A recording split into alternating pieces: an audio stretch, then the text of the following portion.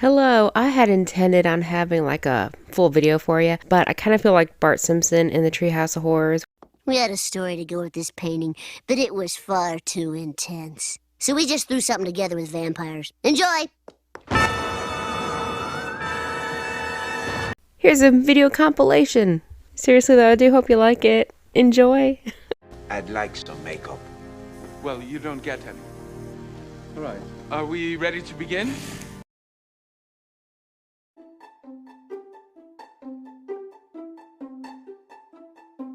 Hello and welcome to my channel, The Quiet One, where we talk about entertainment and movies, especially horror movies. And today I'm going to tell you why you need to watch Shadow of the Vampire. Shadow of the Vampire is a 2000 horror film starring John Malkovich and William Dafoe. It's a fictionalized account of the making of the classic vampire film Nosferatu, directed by F.W. Murnau.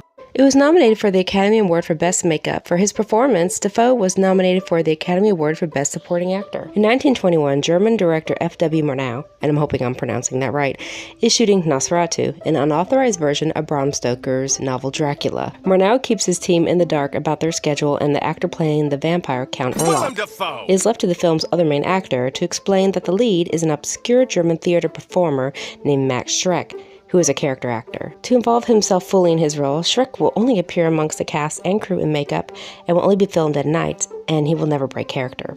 The film was produced by Nicolas Cage's Saturn Films. Cage originally intended to play Schreck, but later cast Dafoe when he expressed interest in the role. Cage stated he always wanted Malkovich to play Murnau. Can you imagine Nicolas Cage as a vampire?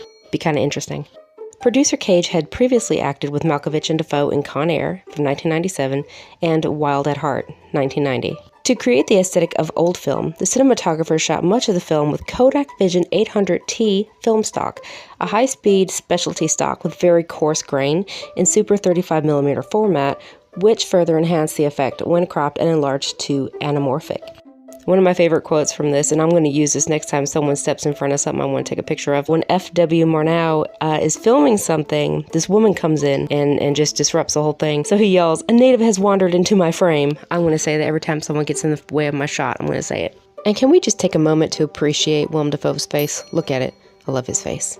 Awesome for this. Now, it's not a necessity to watch the original Nosferatu from 1922, but if you have seen that, I think you're going to enjoy this movie more. You can always watch the original after this one. It doesn't matter. You will understand the movie without ever seeing Nosferatu. I mean, that's for sure. But I think those who have seen the movie will get more of a kick out of this. A lot of the shots are recreated, but I do recommend you watch Nosferatu because it is honestly, to me, the best vampire film that I have ever seen, because he is not dashing and handsome like Bela Lugosi in Dracula. Now, don't get me wrong now, I do love Bela Lugosi in the 1931's version of Dracula. Nosferatu was really interesting because in real life, you really couldn't get the rights to the story from the estate of Bram Stoker. So Murnau was like, you know what, I'm just going to change up a few things. He changed the name from Dracula to Nosferatu, and the name of Dracula to Count Orlok.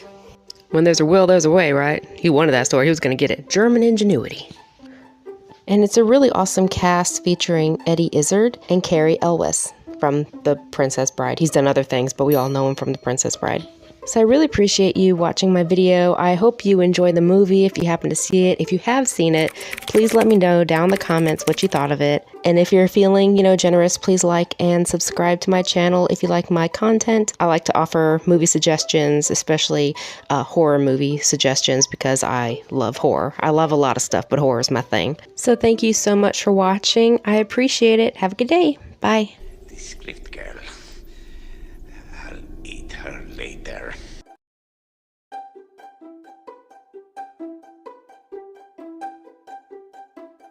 Hypnotize those cops. I'm not a great hypnotizer, so I could wear off any second. You're joking. Not a smoke alarm in sight. No smoke detectors, mate. Rule number 1. Smoke detectors. Okay. Okay. That's one of my favorite scenes from the movie. They get in a vampire fight and then somebody hypnotizes the cops so they can't see what's really going on. It's great. I love it. You need to watch What We Do in the Shadows, a 2014 New Zealand mockumentary horror comedy film. This will be spoiler-free as much as possible. I'm just talking about the very basic beginning and plot of this movie, so I'm not going to give anything away. So the movie starts off by informing us that every few years, a secret society gathers for a special event known as the Unholy Masquerade. And in the months leading up to the ball, a documentary film crew has been granted full access to a small group of this society. Each crew member wore a crucifix and was granted protection by the subjects of the film. And the subjects of the film are 4 flatmates in Wellington, New Zealand. We see an alarm go off at 6 o'clock, which turns out to be 6 p.m. because vampires obviously can't stay up during the day. The lid of a coffin opens up and we see a vampire slowly raise out of the coffin. This is Viago, and his job is to wake up the other vampires in the house for a flat meeting. The first one we come across is Deacon, who's hanging upside down in a closet. The next vampire is Vladislav, or Vlad, and as Viago opens the door, it appears that there is a small orgy going on the wall. Well, he quickly closes the door, looks a little nervous, and Vlad opens the door and asks what he wants. What time is it? We're going to have a flat meeting in about 10 minutes. 20. Okay, is it? Our next stop is Peter, who lives down in the basement behind a boulder. Peter strongly resembles Nosferatu, the famous vampire from the 1922 movie called Nosferatu. So apparently Peter is fed live chickens by his housemates. Nothing bad happens to the chicken. It's an actor chicken. I'm sure everything was fine. We're just having a flat meeting upstairs in about 10 minutes. There's a lot of stuff on the floor down here, Peter. And it's a spinal column. Yuck. I should just bring a broom down here for you if you wanted to sweep up some of these skeletons. I don't know. Maybe. Is Peter coming? Shall we be wait? Peter's 8,000 years old. We're not going to have Peter at the meeting. Okay, so... What we have next is just basic, discussions about chores, who does what, who needs to do what. So there's a discussion about dishes, and Deacon apparently has not done dishes in 5 years. Vlad tells him that he is so embarrassed when he brings people over. And Deacon's like, what does it matter? You bring them over here to kill them. So basically they're arguing about basic mundane things. They have a chore wheel, all very boring stuff. They just happen to be vampires. So let's meet some of the vampires here. So first we have Viago, who we met at the very beginning. He is 379 years old. As one of the other vampires called him, he's an 18th century dandy. Then we have Deacon, who's 183. He's like the baby of the vampires. Somebody called him the bad boy, the rebellious vampire. And we have Vlad, who is 862 years old. They describe him as the older medieval vampire. They call him a perv and said that he has some very old ways of thinking, like just suggesting they get slaves.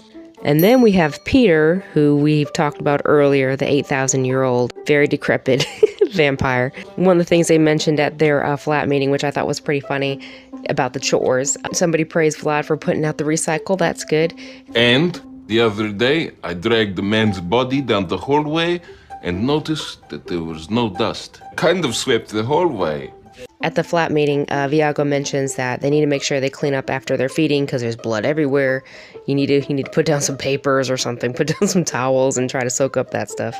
Vlad mentions, I became a vampire at 16. That's why I always look 16. In those days, of course, life was tough for a 16-year-old. And Viago came to New Zealand because the love of his life, or afterlife, immigrated to New Zealand with her family. So Viago decided to immigrate or be shipped to New Zealand. And he asked his servant, Philip, to send him there. Well, apparently Philip put the wrong postage and the trip took 18 months. By the time he arrived to New Zealand, Catherine was already married and in love with another person. So he let her be, and he never disturbed her, but that is his long-lost love. Viago mentions that he has a locket that she gave him, which is pure silver, with her photo inside. He puts it on to show it off, but apparently vampires cannot wear silver, so he struggles. About as long as I can wear that. One thing they mention is they have no reflection, so they have to give each other feedback on their appearance, which they all dress pretty much in dated clothing. But as Viago mentions, sometimes you find a victim and you think, hey, those are nice pants. So you get a new wardrobe right there. We are told there are 60 to 70 vampires in the Wellington area, and they cannot go in any place unless they are invited. We meet Deacon's familiar, Jackie. She's pretty much their gopher and does whatever they tell her to do. And they have a deal that she will eventually become immortal. She will become a vampire. Deacon seems to be putting it off a little bit. He always comes up with excuses, but she's waiting. So her next task is to gather virgins for them. And she does mention it's been 4.5 years and she's becoming impatient, but she's doing what she can to become this vampire that she's training to be. So next we see Viago talking to a woman sitting on the couch in the house. He sets down some newspapers on the floor and he has a stack of towels, so this is probably his next victim. So they talk for a minute and she talks about how she wants to travel and what she wants for the future. You can tell this makes him uncomfortable because he knows what he's going to do and he's just like, okay. Well, apparently he's not very good at this whole vampire thing. He hit the main artery and blood is shooting everywhere. And he says, on the upside, I think she had a really good time. So Jackie brings a man and a woman named Nick and Josephine to dinner. The virgins. Only they find out actually they're not virgins, but they go along with the plan anyway. Deacon mentions, I think we drink virgin blood because it sounds cool. So at dinner, Viago comes out with a couple cans of looks like canned spaghetti and just plops it into the human's plates. Please, Nick, eat some biscotti. I didn't realize you enjoyed eating worms, Nick. No. They are worms. We stole that idea from the Lost Boys. Deacon explains that he tricks people into thinking they're eating worms a la Lost Boys, but he adds he puts a twist on it by making a man also think that he has a snake down there. At that point, Nick is like, that's it, I'm out. And he tries to leave. So he's searching the house, trying to find a way out. All the doors are locked, all the windows are locked. He actually looks out the second-story balcony and sees Jackie leaving in her car, kind of like, sorry, Nick. And so he's trying to find another way out. As Nick is running down the hallway, he's attacked by a flying bat, which I assume is one of the vampires. One of the scenes that is just so ridiculously funny to me because I have a really stupid sense of humor is when Nick is running, there is a cat sitting there, you're hearing it just yowling, and it has the face of Vlad over the cat's face. So Nick finally escapes, runs out of the house, and is tackled by Peter. And they're like, oh, Peter got him, oh, poor guy. So apparently the fate with Peter is worse than being killed by these guys. I think you'll like this movie. It really has a dry sense of humor. It's very quirky. It has these totally awkward vampires that just don't seem to do vampire very well. Well, at least Viago doesn't. He's just kind of he's trying his best. We learn a few things. We learn that there's a feud between the werewolves and vampires. They come across a pack of werewolves in their human form, and they kind of pick on each other a little bit. Vampire tosses a stick, and one of the werewolves turn around and try to run, like, no, don't do that. One of my favorite scenes is when there's this discussion going on. One of the werewolves keeps swearing, and one of the other werewolves says, are we swearwolves? No, we're werewolves. So he doesn't like the swearing. So these vampires finally get an official invitation to the masquerade, where there'll be vampires, banshees, zombies, all the undead. They also learn that someone called the Beast will make a special appearance as the guest of honor. And it just so happens the Beast is Vlad's arch nemesis. This is a great movie. It's hilarious. I love it. I think you'll love it, even if you don't like horror movies. But if you like horror movies and comedy, this will be the perfect combination for you. I personally love it. And there is a series based off of this movie also called What We Do in the Shadows. I've only been able to see a few episodes of it, and I love it. I think it's great. It follows the same vein of comedy as the movie, and that's my next task right there, is to watch the series. So I appreciate you watching my video. I hope you get to watch the series and the movie as well. And if you do, let me know what you think in the comments. I appreciate it. I contemplated making a longer review of 2024's Nosferatu. Then I remembered it's a Universal film, and they will shoot my video down so fast for copyright claims or worse strikes. So, I'm just going to make this quick and simple and easy and tell you what I did and did not like about this film. I will say that I tried my best not to compare it to the Bram Stoker's Dracula from 1992 because it's one of my favorite films. I didn't want to compare it because it's not going to be the same. Now, if you're unfamiliar with Nosferatu, the original movie came out in 1922. It was a silent film, and it was basically a ripoff of Bram Stoker's Dracula without their consent. I get that was not right. Some people nowadays are like, we shouldn't give any attention to this Nosferatu remake. I mean, there have been a couple people weird, online saying things, which tends to happen. But it's been over 100 years. We'll let this go. People, we got to let this slide. I will say I was really hoping to like this because I know people who love it. They've seen it multiple times at the theater. They loved it. So I wanted to love it too. I wanted to at least like it and enjoy it. It was about 2 hours long. Thank God it wasn't longer because I was very bored by it. And I'm so sorry. I feel like I have to apologize to everyone who likes movies that I just don't like. This movie sucks. But to each their own, right? I love some movies that others just hate, so it's okay to have difference of opinion. I just kept waiting for something to happen. There were some scenes that were entertaining, that were good. Some scenes that were beautifully shot, and some scenes I was really interested in and intrigued by. And I loved the way Count Orlok looked. It looked different than the typical Dracula and vampires that we see nowadays. And Bill Skarsgård did a great job, in my opinion. It is a Nepo baby film because we have Bill Skarsgård, who comes from an acting family, and Lily Rose Depp. Did she have a stroke? Who is Johnny Depp's daughter. I didn't hate her. I just didn't think that her acting was so mind-blowing. I remember people saying, oh wow, this scene where she's like, her eyes are rolled back in her head with tongue sticking out. Like, I can do that. I can do that, but I don't wanna. I'm not gonna, but I can do that. I guess I was expecting some really fantastical stuff from her, so that's not really her fault. She's playing the character she was given. But Bill Skarsgård's really good. I totally think that he deserves all the attention because he's a really good actor. And that's what disappointed me too. Less is more. I get that. And I'm going to be one of the first people to say less is more. We don't need to see the monster all the time in the beginning, in the light. We don't need all that. We can use our imagination. Understood, but I really wanted to see more of Count Orlok. And I was disappointed in that.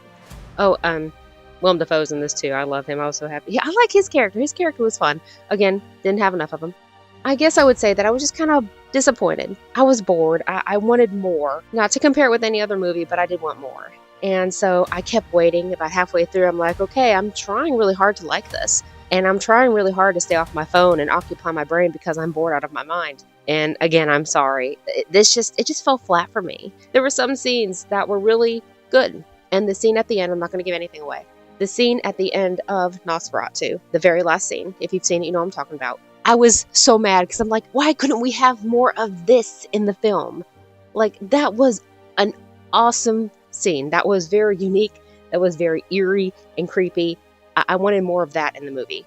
Not to say there aren't creepy, eerie scenes. There are, obviously. I don't know. I guess I guess I'm mad because I felt like it could have been better. I guess watch it if you're not expecting Bram Stoker's Dracula from 1992. If you're not expecting that whatsoever, if you're going in thinking it's going to be a Victorian era movie that just happens to have vampires in it, because you're not gonna get a lot of horror out of it.